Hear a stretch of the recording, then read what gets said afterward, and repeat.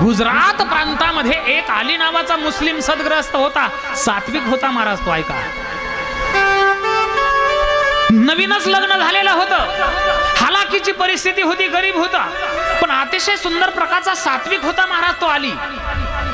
इकडून तिकडून त्याला कर्मधर्म संयोगाने सुंदर अशी त्याच्या हिशोबानेच पत्नी लाभली. वर काय काय सानंद सदनम, सुंदर प्रकारचं अतिशय मधुर भाषित खऱ्या अर्थाने पत्नी त्याला प्राप्त झाली.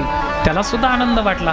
बघता बघता त्याच्या प्रपंचाला 1 वर्ष होऊन गेले आणि 1 वर्ष होऊन गेल्याच्या नंतर महाराज एका मुलीने त्याच्या घरी जन्म घेतला. पण पूर्वी बाळांतपणाच्या रोगामध्ये त्या मुलीला जन्माला घालून त्या अलीची पत्नी मरण पावली महाराज. ऐका, ते 1 दिवसाचं अर्भक नुकतंच जन्माला आलेलं हातामध्ये घेतलं त्या अलीने आणि काय करावं आता, जगायचं ते फक्त या लेकी करता, या मुली करता, म्हणून असा निश्चय केला महाराज. घरी घेऊन आला आपल्या झोपडीमध्ये, इकडून तिकडून गाईचं दूध आणलं, तिला कसं तरी जगवलं, लहानाचं मोठं केलं, तिचं शालेय शिक्षण पूर्ण झालं. ऐका ना, शालेय शिक्षण पूर्ण झाल्याच्या नंतर ती कॉलेजला जायला लागली. 12वी चांगल्या मार्काने पास झाली. दिसायला अतिशय सुंदर असल्यामुळं मुंबई सारख्या ठिकाणाहून महाराज एक स्थळ चालून आलं हो, चांगल्या मोठ्या व्यापाऱ्याच्या मुलाचं.